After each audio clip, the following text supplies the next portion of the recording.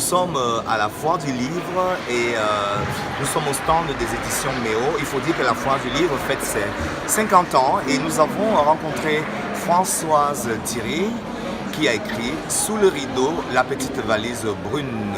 C'est un roman et ce qui m'a le plus interpellé, c'est la phrase « L'arrachement forcé des métis, ces enfants de la honte, nés sous la colonisation belge, à l'heure des indépendances ». Elle va nous raconter son histoire parce que c'est aussi ça, Zam TV, c'est d'écouter et de faire connaître les histoires inédites des personnes authentiques. Françoise Thierry, bonsoir. Bonsoir. Alors, j'ai entre mes mains un roman, Sous les rideaux, la petite valise brune.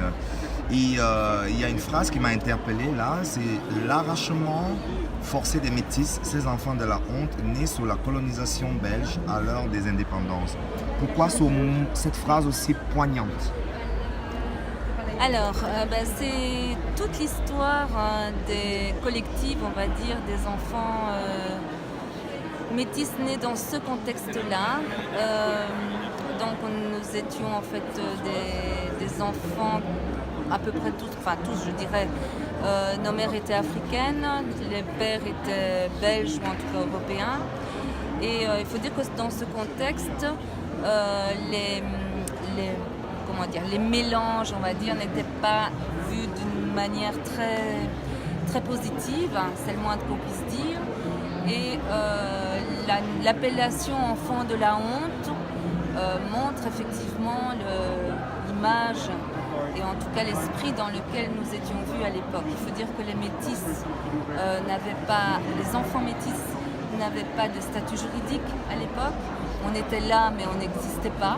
On n'était pas vraiment reconnus socialement. Et donc je vais essayer d'aller un peu plus vite. C'est-à-dire que les enfants vivaient dans un premier temps dans les familles des mères. Et puis vers 3 ans, 3-4 ans, la plupart en tout cas, étaient pris par l'Église, on va dire, et mis dans des institutions comme par exemple l'Institut de Savé, où on regroupait tous les enfants métis pour qu'ils puissent avoir surtout qu'ils n'aient pas une éducation africaine, on va dire, je schématise très fort, mais c'est ça, et pour qu'on puisse en faire une espèce de communauté entre les Noirs et les Blancs. Voilà. D'accord. Donc, il faut dire qu'à l'époque, l'esprit était qu'il y avait le fondement était raciste, la colonisation était administrée sur un fondement raciste avec les Blancs en haut, les Noirs en bas et les Métis au milieu, un peu inexistants et repris par l'Église pour en faire finalement... il y a eu beaucoup de thèses autour de ça. Il faudrait lire le livre d'Assoumani Boudagwa qui, lui, donne vraiment beaucoup d'éléments au niveau du contexte juridique dans lequel cette histoire se... Et finalement, est-ce que tu te définis comme une burundaise ou plutôt comme une européenne? Alors, c'est ça belge.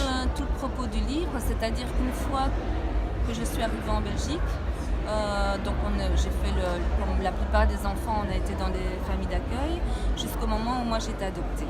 Et il se fait que dans l'adoption, à l'époque, un prêtre était très présent, l'église était très présente et il y a eu un diktat qui disait en fait qu'il fallait absolument nier, supprimer tout ce passé. Donc voilà, c'est une phrase que j'ai entendue puisque ma mère à un moment donné se posait des questions de savoir qu'est-ce qu'elle allait faire si je posais des questions sur mon passé, et la réponse a été il vaut mieux pour tout le monde qu'on raye, qu'on nie ce passé. Un tabou quoi.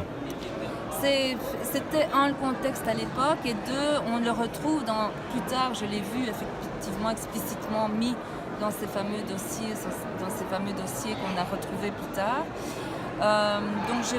Voilà. Alors, ce qui s'est passé, c'est que effectivement, l'enfant s'est dit que j'étais en fait, parce que voilà, je voulais quand même être protégée, parce que j'étais quand même seule. Et donc j'ai aidé finalement mes parents à ne plus jamais poser de questions. Et donc j'ai oublié mes parents burundais. Ma mère, on lui a pas demandé son avis. Elle est restée, non plus maintenant malheureusement. Quand j'ai fait ma quête, toute cette quête-là, quand j'ai abouti à cette quête, elle était malheureusement morte en 86. Ah, c'est-à-dire qu'en partant, tu avais quel âge? J'avais 5 ans et demi, 6 ans. Je suis arrivée à 6 ans plus ou moins ici en Belgique. Tu n'as pas de souvenir de ta maman en fait. Et donc, c'est bien ça, c'est un oubli qui a été programmé, organisé dans l'adoption et dans le pays d'accueil, on va dire, pour que plus jamais, en fait, je ne puisse retrouver mes racines, que je puisse, voilà, que je devienne ce qu'on me demande de devenir. Et tu vis ça comment aujourd'hui? Est-ce qu'il y a de la rancœur par rapport au passé? Alors, je dirais que la rancœur, non. Enfin, j'ai eu beaucoup de colère pendant des années, surtout au moment où j'ai fait cette quête, où j'ai découvert beaucoup de choses, parce que j'ai découvert vers la quarantaine toute cette histoire.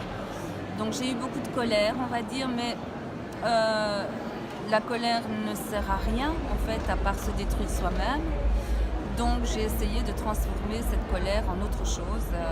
Et donc il y a beaucoup de choses qui m'ont aidée. Là, je peins, j'écris, je travaille dans un centre alpha où je travaille justement avec beaucoup de personnes qui viennent d'ailleurs.